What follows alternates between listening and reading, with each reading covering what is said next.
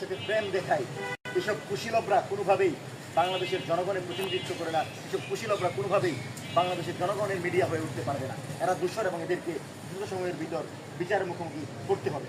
প্রিয় সাংবাদিক বন্ধুগণ, আমরা দেখেছি কালের কণ্ঠের সাংবাদিক হায়দার আলী, যিনি হত্যা মামলার আসামি, যিনি হাসিনার সবচেয়ে নিকটবর্তী একজন, আজকে তিনি প্রকাশ্যে বিভিন্ন প্রতিবেদন তৈরি করে উদ্দেশ্য প্রণোদিতভাবে জুলাই নেতৃবৃন্দকে কোণঠাসা করতে চাচ্ছে। আমরা জানি যে এই হায়দার আলী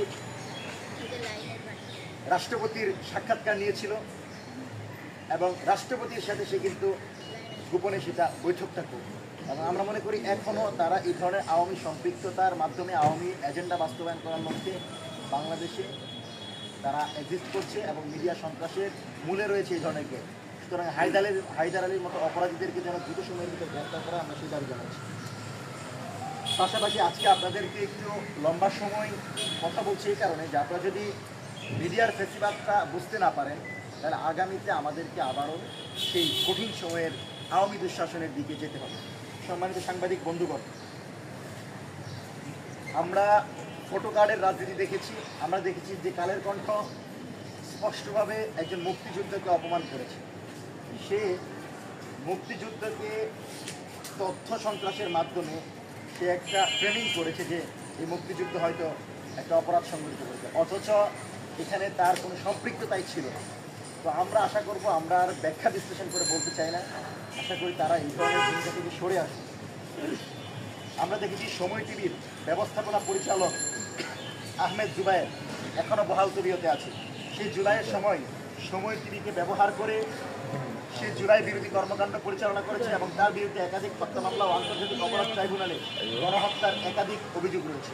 ত্রয়োদশ নির্বাচনের পর আমরা দেখেছি 16 বছর যারা নির্মম নির্যাতনের শিকার ছিল সেই সব সাংবাদিকদের গণমাধ্যমে চাপে রাখা হয়েছে, তাদেরকে নিউজ প্রচার করতে দেওয়া হচ্ছে না, তাদেরকে কোণঠাসা করে রাখছে।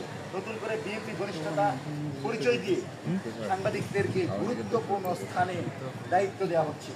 বাংলাদেশপন্থী সাংবাদিকদের চাপে রেখে ভারতপন্থী গণমাধ্যমের গুরুত্বপূর্ণ স্থানে বসানো আমরা মনে করি ফ্যাসিস্ট হয়ে ওঠার প্রথম ভূমিকা, এবং এটার মাধ্যমে সরকার স্বৈরাচারী কোনো ভূমিকার দিকে ধাবিত হবে কিনা আমরা সে ব্যাপারে আশঙ্কা করছি। সম্মানিত সাংবাদিক বন্ধুগণ, স্বৈরাচারী হাসিনার আরেক দোষর হলো তুষার আব্দুল্লাহ, যিনি ফ্যাসিবাদের পুরো সময় মিথ্যা প্রপাগান্ডা ছড়ায় এবং টেলিভিশনের হেড অফ নিউজের দায়িত্ব পালন এখনও করে যাচ্ছে। বর্তমানে তিনি সময় টেলিভিশনের পরিচালকের পাশাপাশি এখন টেলিভিশনের সম্পাদকীয় প্রধানের দায়িত্ব পালন করছেন। ইসলাম বিদ্বেষী এই তুষার আব্দুল্লাহ গণতন্ত্রের যে ক্ষতি করেছেন, উদ্দেশ্য প্রণোদিতভাবে একটি দলের এজেন্ডা বাস্তবায়ন করছেন, সেই তুষারকে আমরা কোনোভাবেই মনে করি না বাংলাদেশি সাংবাদিকদের অংশ। আমরা মনে করি ভারতীয় প্রক্সি হিসেবে তিনি এই ভূমিকা রাখছেন। 5ই আগস্ট স্বৈরাচার হাসিনা পালিয়ে যাওয়ার পরও এখন টেলিভিশনের প্রথম তারেক রহমানের বক্তব্য, অর্থাৎ এখন টেলিভিশনে যে প্রথম তারেক রহমানের বক্তব্য প্রচার করতে বলা হয়েছিল, সেখানে এই সাংবাদিক বাধা দিয়েছিল। আর আজকে সে বিএনপির ঘনিষ্ঠতা, বিএনপির সাথে সম্পর্ক আমাদেরকে দেখাচ্ছে। আমরা বলছি, তোমরা যদি বিএনপির বন্ধু দেখাও, তাহলে আমরা 16 বছর বিএনপিকে বন্ধু হিসেবে থেকে ফ্যাসিবাদ বিরোধী আন্দোলন করে রক্ত দিয়ে ত্যাগী বিজ্ঞান বিনিময়ে তাদেরকে ক্ষমতায় বসিয়েছি। সুতরাং বিএনপি তোমাদের আব্বা হয়ে যাবে আর আমরা বসে বসে দেখব, সেই সুযোগ দেওয়া হবে না। আমরা তাদেরকে সতর্ক করে দিতে চাই, গণমাধ্যম কোনো রাজনৈতিক দলের দাস না। এটা জামাতি গণমাধ্যম হতে পারবে না, এটা বিএনপিরও হতে পারবে না, আওয়ামী লীগেরও হতে পারবে না। সাংবাদিকতা কোনো প্রপাগান্ডা মেশিন নয়, এটা সত্য বলার মাধ্যম, বাংলাদেশের জনগণের চাওয়াকে ফুটিয়ে তোলার মাধ্যম। সেজন্য মঞ্চ 24-এর পক্ষ থেকে আমরা স্পষ্ট দাবি জানাচ্ছি, অপসাংবাদিকতা ও তথ্য সন্ত্রাসে জড়িত সকল ব্যক্তি ও গোষ্ঠীকে অবিলম্বে চিহ্নিত করে জবাবদিহিতা এবং অভিযোগের প্রেক্ষিতে বিচারের মুখোমুখি করতে হবে। গণমাধ্যমের উপর রাজনৈতিক নিয়ন্ত্রণ ও প্রভাব সকল প্রক্রিয়া বন্ধ করতে হবে।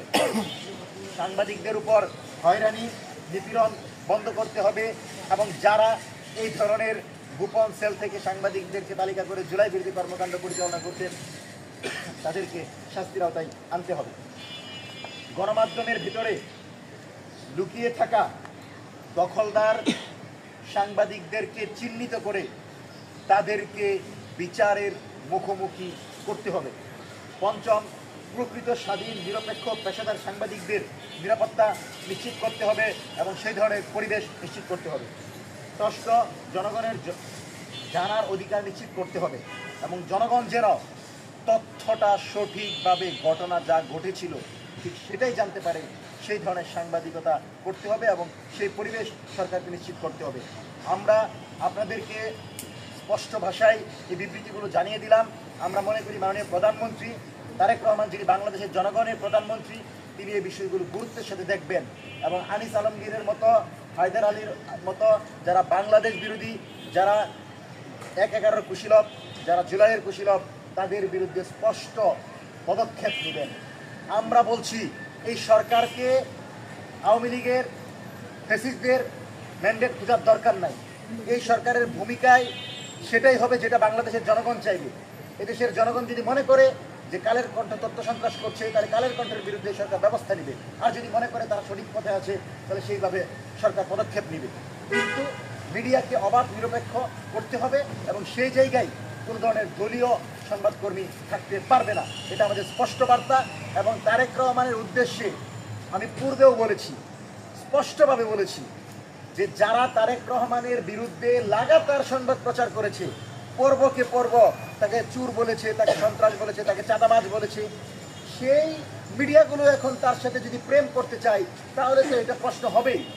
যে হায়দার আলীরা হাসিনার কাছে ছিল, হাসিনাকে তৈলমর্দন করেছে, সে হায়দার আলীরা যদি এখন প্রেম দেখায় তাহলে তো আমরা সেটা ভালোভাবে নিব না। তো এবং আনিস আলমগীর হচ্ছে নিহারি আলমগীর, যে স্পষ্টে হাদি হত্যার পর সে উদযাপন করেছে, আজকে সে বেরোয়ার পর সে যে প্রধানমন্ত্রী উসমান হাদির কবরে আসলেন সেই প্রধানমন্ত্রী তাকে শুভেচ্ছা জানাচ্ছে, এটা কাম্য না। আমরা মাননীয় প্রধানমন্ত্রীকে এই ব্যাপারে অনুরোধ করব, দয়া করে আপনি সেই ভূমিকায় আসেন যেই ভূমিকায় শহীদ প্রেসিডেন্ট জিয়াউর রহমান ছিলেন, যেই ভূমিকায় আপসীর নেত্রী দেশনেত্রী বেগম খালেদা জিয়া ছিলেন, আপনি সেই ভূমিকা নেন। শহীদ প্রেসিডেন্ট জিয়াউর রহমানের মতো হওয়ার সুযোগ বারবার আসবে না।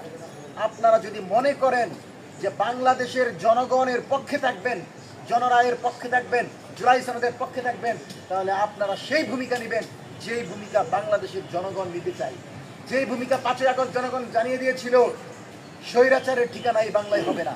সুতরাং স্বৈরাচারী কায়দায় যারাই আসতে চাইবে, যে কোনো ফ্রেমে, যে কোনো মাধ্যমে, তাদেরকে প্রতিহত করাই হবে এই সরকারের দায়িত্ব। আমরা রাজপথে আছি, আপনারা সংসদে থাকেন। ফ্যাসিবাদের বিরুদ্ধে আমরা লড়াই করব। ফ্যাসিবাদ যে কোনোভাবেই বাংলাদেশে প্রবেশ করতে চাইলে বাংলাদেশের আপামর জনতাকে সাথে নিয়ে আমরা প্রতিরোধ করব। কিন্তু আগামীর বাংলাদেশে ফ্যাসিবাদ বিরোধী শক্তিগুলোকে কোণঠাসা করে কোন উদ্দেশ্য প্রণোদিত সংবাদ প্রচার করে মিডিয়াকে কুক্ষিগত করা যাবে না, যাবে না, যাবে না। এবং আমরা আজকে 10 জন 12 জনের এই সংবাদ সম্মেলন বাংলাদেশের জনগণের পক্ষ থেকে যা দাবি, যদি দরকার হয় আমরা ফ্যাসিবাদ মুক্ত করার লক্ষ্যে জনবিস্ফোরণের মাধ্যমে এই ফ্যাসিবাদী কাঠামো ভেঙে দিয়ে সকল প্রকার তথ্য সন্ত্রাসীদের রুখে দিয়ে বাংলাদেশের জনগণের পক্ষে জনমত তৈরি করতে মাঠে আসবে। এবং এটা আমাদের স্পষ্ট বার্তা। তো ব্যাপার হচ্ছে আমাদের লিখিত বক্তব্য এখানে সমাপ্ত হয়েছে। যারা পান নাই, অনেক সাংবাদিকরা এসে যদি চান আমরা লাস্ট আরেকবার সংক্ষিপ্ত বলে দিতে পারি।